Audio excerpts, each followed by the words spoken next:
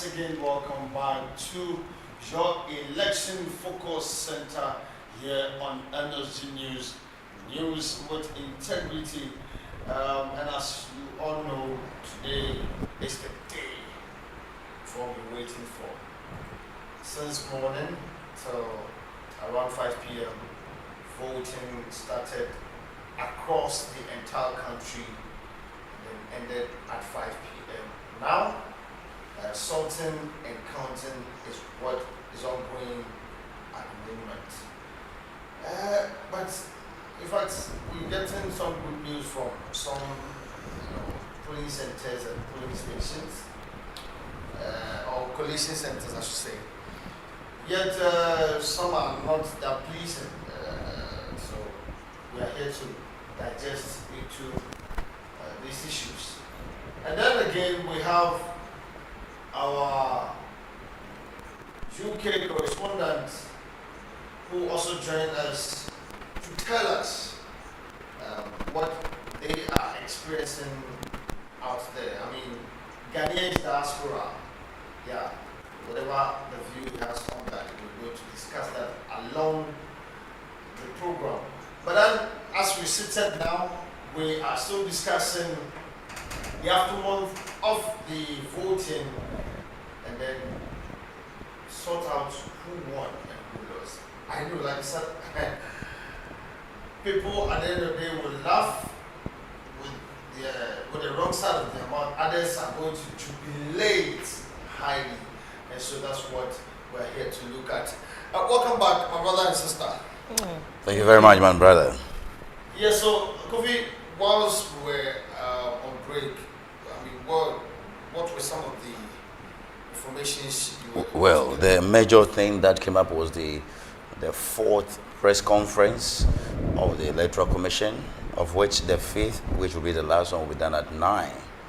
Yeah, several things being said at that very press conference, addressed by the one of the deputy chairpersons who is in charge of electoral services, and supported by Mr. Tete, who is also in charge of operations, and a couple of other things being mentioned has to do with some words of encouragement given to the EC officials and also the media, the police, and from the words of the man in charge of electoral services, Mr. Benjamin, I've forgotten his other name. He says they have done a yeoman's job, but there's more to be done between now and tomorrow. So they should watch out. And he congratulated and encouraged the media to also do more, especially at this crucial time when results are trickling in. They should make sure whatever they announce is in sync or is in link with, of course, with what the Electoral Commission would declare.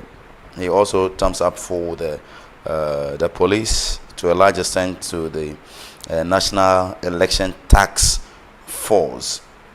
Then he opened up for questions and answers. There were several questions being fired by the media personnel gathered over there, and key among them has to do with asking the deputy chair in charge of electoral services to put a figure to the voter turnout that he was saying there's quite a high voter turnout.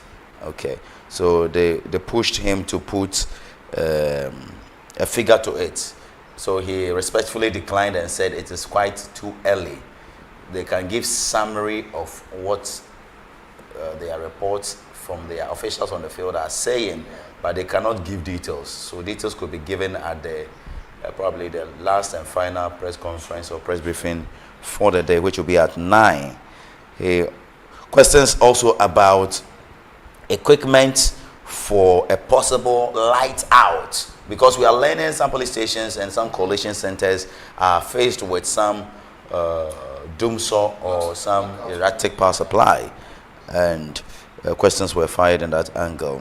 There were questions also about a collation or a data of all the anomalies or the irregularities being occasioned as a result of today's election, especially by members of the Electoral Commission.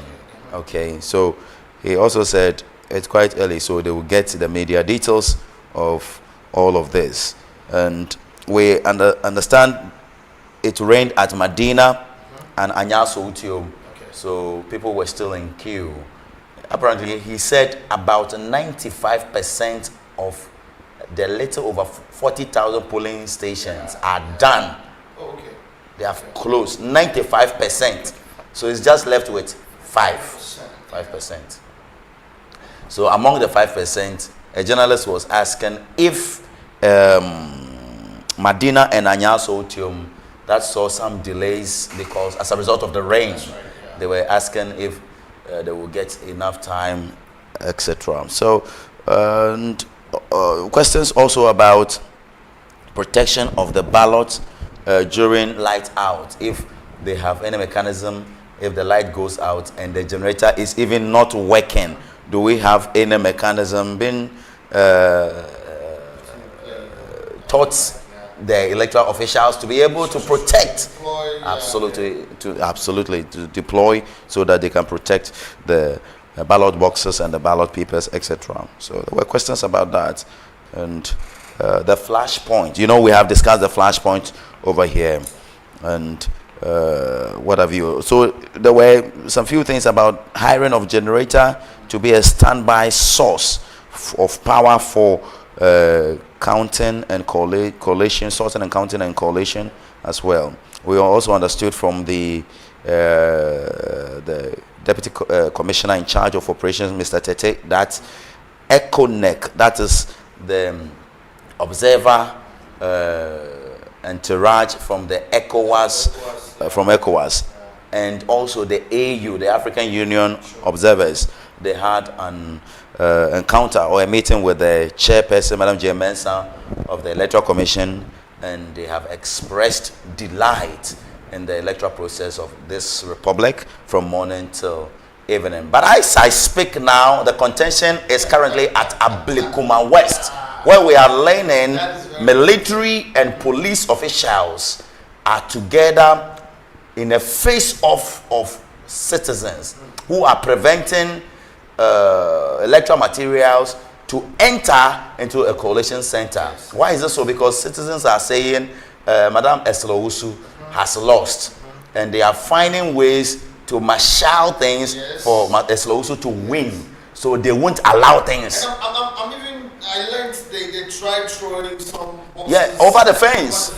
There's no way the citizens are going to allow. So electoral officials from the various polling stations were throwing ballot boxes and ballot materials over the fence into the collation hall. That's quite serious, if you ask me. So they have called upon the military and some reinforcement to come in to help. That is what is on our hands as I speak right now. Yes. That's amazing.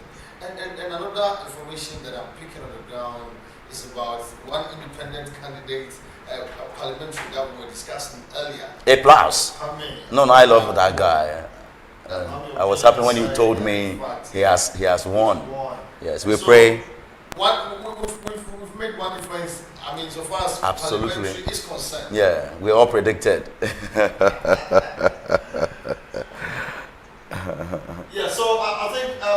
So in your short is Mr. Benjamin, one of the deputy electoral chairpersons, addressing the fourth media briefing of the Electoral Commission of this Republic, Ghana, and he is being faced with some responsible and very fired up media practitioners posing questions left and right, and he was answering them. I must say he did quite well, and I'm looking forward to the very final press conference, which will be held at 9 p.m. We'll be here today. We are spending the night with you, and we are making sure you get all the results. And I'm very sure, because 95% of the polling station results or voting, counting, sorting and counting and collating is actually done, they tell us 95%. So we are just left with some 5%. So we will take an early bath. We'll take an early bath. If you ask me, we'll take an early bath because I'm sure by midnight or 2 or 3 a.m. we should know who has majority seats in parliament and who has also won which seats in this country. And I am sure possibly with the presidential, we may be knowing it later on Sunday, that's tomorrow, but with the parliamentary seat, we will know it even before midnight. Nana. As at now, all police stations have closed. All police stations have closed. We indicated after 5, there were about 5% of our police stations that were still operating. Thank you. Quantitative data of irregularities, as I indicated, all these things will be made available to you in due course. But for now, because we have not gotten a comprehensive information from all our police stations. Absolutely, in every election, What do you think the issue? At the right time, we'll give you in every election, vigilance is key. Okay, you do not sleep and expect that machines will operate in your favor or somebody will be working in your favor. You would have to be vigilant. Okay, so wherever elections are held, not just in Africa, across board, vigilance is very, very key. Okay, we have had elections in America where people are accused of Russia infiltrating into their arena. I'm serious. So you don't sleep for people or machines to work for you. You make sure you are vigilant. Not to talk of elections in Africa, Ghana here. Even you are awake, they are stealing you. How much more are you going to sleep? You are awake or you are watching the thing, they are stealing you. You yourself will be stolen on the That is amazing. You're still watching Election Focus here on NSG TV News with integrity. And as you've been seeing since morning, we brought you a lot of reports from our reporters on the field here in the studios, as we also pick information from other sources. I mean, credible sources, not just any other sources. And we're still here discussing the aftermath of the voting and still waiting for more, figures to be out so we can also call them out to you. But like I said, we'll be joined very soon by our hosts all the way from the UK. That is the host of the Hot Seat. And Liquid M also joined us to give us his view on this whole elections and also tell us how the diasporas are, taking this. I know wherever they find themselves, they have a lot of concern as far as Ghana's elections are concerned. Why? Because somebody will say, they say, and so many issues. So far as Ghana is concerned, it is something they also concerned about. So production, if you set, let's get Liquid online so we can continue with our discussions. Hello? Yes, boss. Good evening. You're welcome to NSG.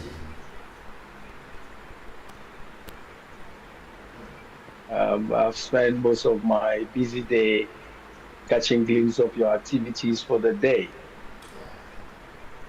And it's interesting what's going on. Few disruptions here and there, some fighting, some arrests. And I just heard you say there's still some, the youths are locked horns with the security agents at Ablekuma West because their favorite candidate seems not to be the one winning. It is what it is. We believe our security agents will do what needs done. because their responsibility is to defend country and people. And if they would uphold that requirement, then we should go through this unscathed as a nation. So thank you for giving me the opportunity to be with you tonight. All right, thank you. Okay, so what we want to find out from you, from where you are, we know there's so many Ghanaians, especially in the United Kingdom, and are very concerned so far as Ghana's elections are concerned. Picking information on the ground, what are they saying? Are people happy about what is happening here in Ghana? What are they saying generally? I mean, the Ghanaians are Ghanaians wherever they are. And even though Ghanaians are abroad, they still have this commitment and allegiance to country. And therefore, if things are not going in favor of country, they, among ourselves, they do speak. At least whenever I am in the UK and I go to the barbering shop, there's a strong argument of NDC, MPP, and then the gentleman, Nana Kwame Bediako. And so it's the same. But the desire is that the elections go successfully with us accepting what the result is, to have some confidence in the integrity of the Electoral Commission's processes. Of course, unless otherwise there is any evidence to suggest something questionable has happened. But if we base it on precedents, as in the past, when NDC did not accept the, I think, 2020 elections, they went to court rather than jump into the streets. So if there be any sort of disagreement of that sort, we will expect that Ghanaians are matured enough to understand that we are building systems and structures, and that we will contest whatever disagreement we have in a more civil way rather than taking to the streets.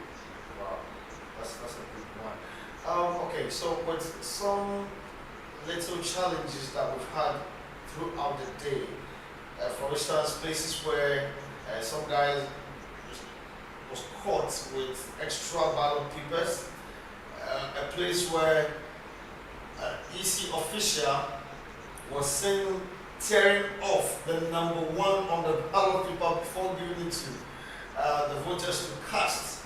I mean, so far as the general elections are concerned, with what the EC told us, and that we experiencing this, do you think it was purported by perhaps some party or an individual's decision to do such things? And what do you say to that? Human beings are human beings. Sometimes our commitment and desire to see a result can make us do things even if no one is asking us to do it. So what I would that we do is not to be too speculative of what we see, because not all that we see that there is. We don't have to be partisan in every aspect of our deliberations and engagement, because that tends to destroy the discussions and the structures we have. It could be somebody's asking to do it. It could be that he's just so upset and annoyed at the person there and doing what he's doing. And so it's unfortunate that has happened, but that would mean that that particular ballot is void, isn't it? They're not going to count it. But again, the argument will be that you've denied the opportunity for someone to choose if number 1. See? So we are Ghanaians. We know ourselves and we know the things we can do. Sometimes we behave as though we don't know ourselves, and then we ride on our partisan horses,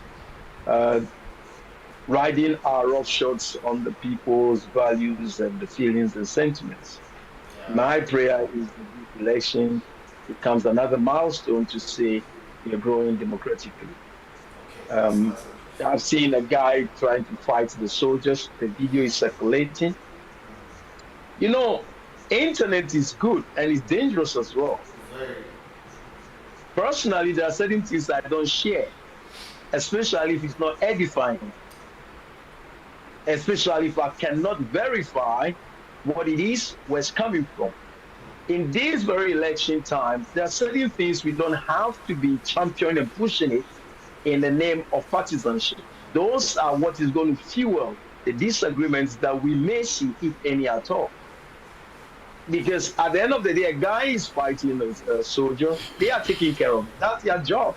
He's fighting the police. That's their job to stop him or do whatever needs done.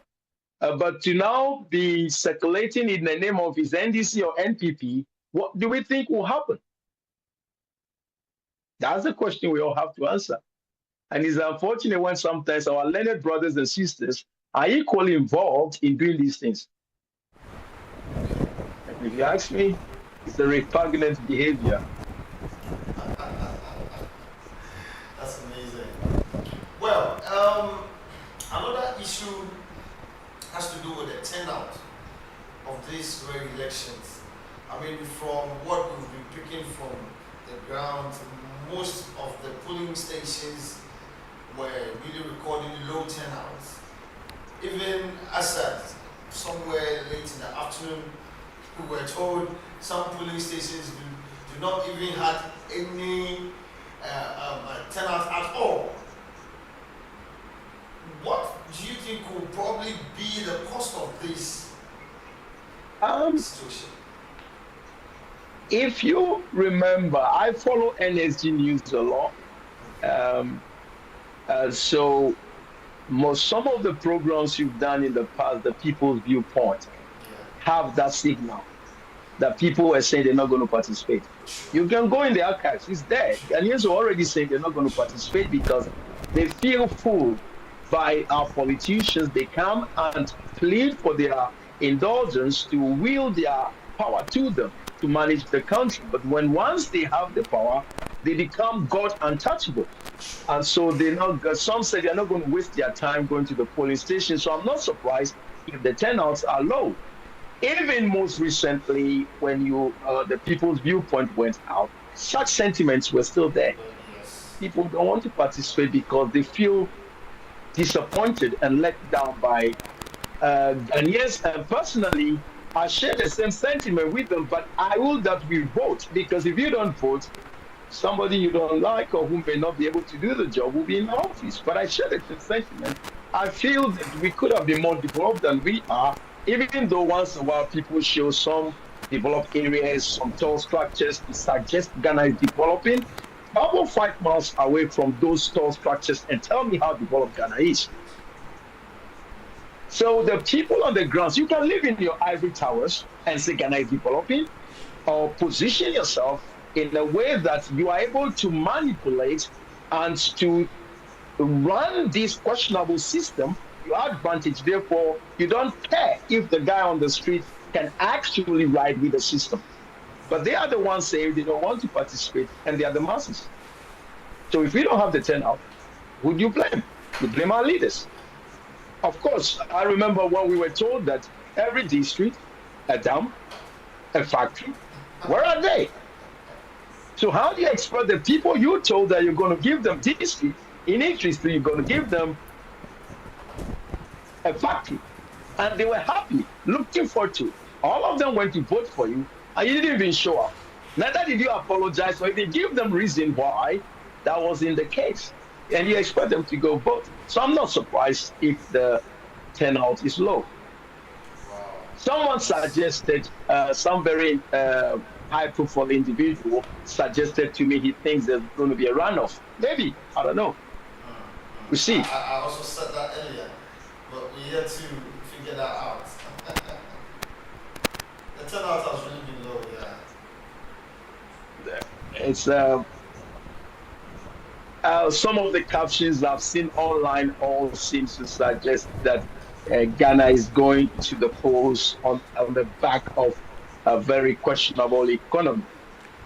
And the pain of the economy decides, I mean, a whole lot of caching, international news sites, as well as the African news sites, they all seem to have the same tone of voice. So is the economy going to decide the elections? I don't know. We'll find out. But in this case, if the current government, the incumbent government is not doing well, and for that matter, the people says we do not want you, go out, let another person come. Looking at the opposition party that has also been in power before with their performance, do you think they are the best option at this point? If you ask me as a person, as an individual, do I think both of them are answers? I don't think so. I'm saying that based on precedents of how they behave once they are in office.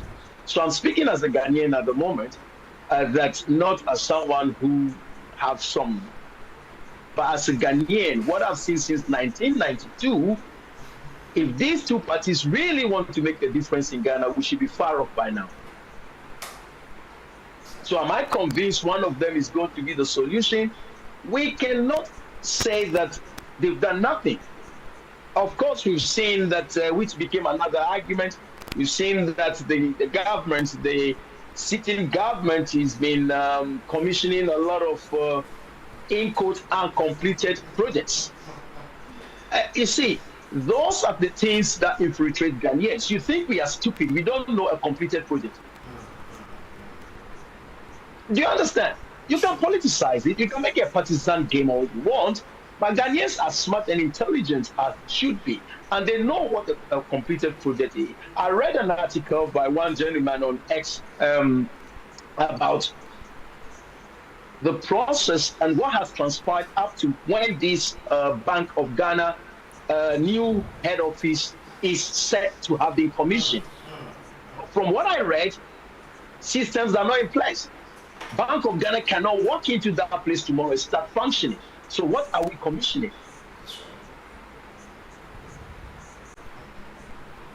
Hello? Yeah. So with all these things, you think that Ghanaians should just, like what somebody said, I would rather go sell pure water than to go vote because he needs to eat. Yes. He's been voting since and he's not been eating. So why do you want him to go vote? It's not like I'm agreeing with them not voting. I'm only giving the reasons as a Ghanaian why.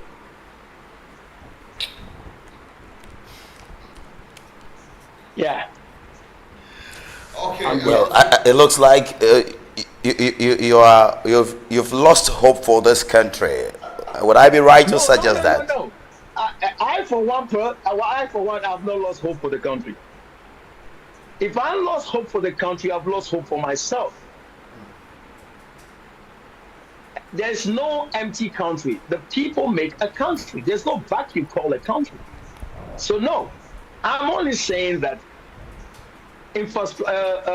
academic resources, natural resources, we have everything that is necessary or is required to be self-sufficient or to compete. Why can't we compete? Why are we not competing? That's what I'm saying on behalf of Ghanaians, because I'm a Ghanaian, I feel it too. When I drive on the road, the one time I was almost somersaulting on the motorway because there was these big potholes. Actually, it was a manhole. If not because the car was solid, probably I wouldn't be having conversation with you right now. You need to dial God and stick to me. How do you want me to feel all these things? And then instead of us all to said, okay, you are in charge, these are demands, and it's good that we are beginning to have pressure groups putting some sort of pressure on government, making them to understand that they represent us and most of what they do should be in our favor, even though sometimes how some of it is driven, I have concern. I remember, if you allow me, I'll take you somewhere else. So I answer a question. I remember when what do you call I think it's the same fix the country red beret guys who said they Yes. want to move people to Saglame. I said that is a disorderly behavior. You can't just move people into a structure. That's not how it's done. You see, you may have a good cause, a good desire, but your approach could destroy what you have. And that's some of the sentiment I have about these fix the country guys. Listen, I, I have one very key important question for you. I'm trying to find out, do you think Fire the away. African diaspora, they have done well for governance and democracy in Africa and development as well? what do you want an African diaspora to do for our country? What system? That's the question. What systems do you have in place for them to function and function well? If Come and this build the guy who lives systems in you want. America, if this guy who lives in America goes to the bank, irrespective of how much he's going to withdraw, he'll be respected, he will be attended to, and on his holiday, he comes to Ghana and goes to the bank, and the teller sits down there and goes and make everybody to jump the queue because they're going to give him a tip or a bribe. Why do you want that guy to come and invest in our economy? That's my first question to you. If the guy comes, and yesterday I was looking at an invoice, the number of taxes that you have to pay, we are still paying e-levy. Not only that, we are still paying for, what do you call it? COVID levy. What is that for? We are using these levies COVID that and the taxes West to has develop given our us country. money to, no, wrong. COVID that we were given money to spend that we could not account for. Now you are taxing me for what? So there are people in the diaspora, look at this. This is why sometimes I've met people who say, look, I don't want to have anything to do with Ghana because at least even if I live abroad and I'm struggling, I drive on good roads. Basic things like that. So I don't think that you can entirely blame those in the diaspora not being supportive or should have been more upfront with what is happening in country. The difficulty of getting things done in the country. This is why I commend DVLA all the time, is that they've at least created a system where you go in there, you follow the queue, you get things done. If someone lives in America or in the United Kingdom or Europe and spend most of his time seeing things done and comes to country wanting to invest, and everybody is asking for tip me here, how does it work? There are people who want to invest in Ghana. But what I'll say is that we are not doing enough to make our country look creative, to look appealing to the Western world and ourselves, those you will call to be in the diaspora, what the name, that name, I don't like it so much. Let me probe this further. Don't you think you spoke about difficulty? Don't you think it's about time we mobilize the African diaspora to get involved?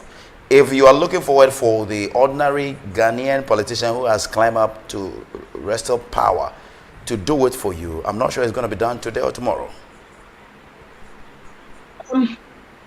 I believe strongly that the diasporans, as you call it, are engaging in. For instance, I know of one place when they did a documentary, I think the Bridgeview, is a guy who used to live abroad that made that investment. And that is not the only one. There are many of them. So gradually, diasporans are beginning to look to impact our country with what they have learned and how they expect to see our country.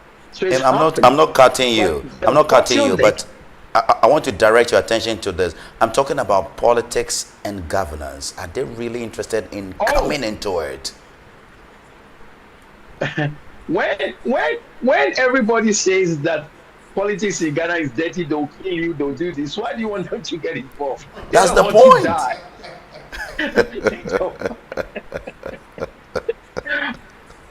But yes, you have a point that we even look. It's not only those in the diaspora. There are very diligent, smart, intelligent Ghanaians within Ghana that can function in government to govern the country effectively and efficiently. But the same fear, so they don't want to participate. They don't want to show their face. So I will not relegate the excellence of a Ghanaian at home to seek the excellence of a Ghanaian abroad. The same reason for which the one in Ghana doesn't want to do it is the same reason that one abroad doesn't want to do it. And I want us to come off that notion that except it's abroad, it's not good. I don't agree. I don't agree. Yes, Ghana, we have mentality and mindset issue. There was a program on the NSG where there's Mr. Kwetia, one chemist, who said that Ghanaians are very disingenuous. When something is, they say, are buying, they'll misuse it. Are buying.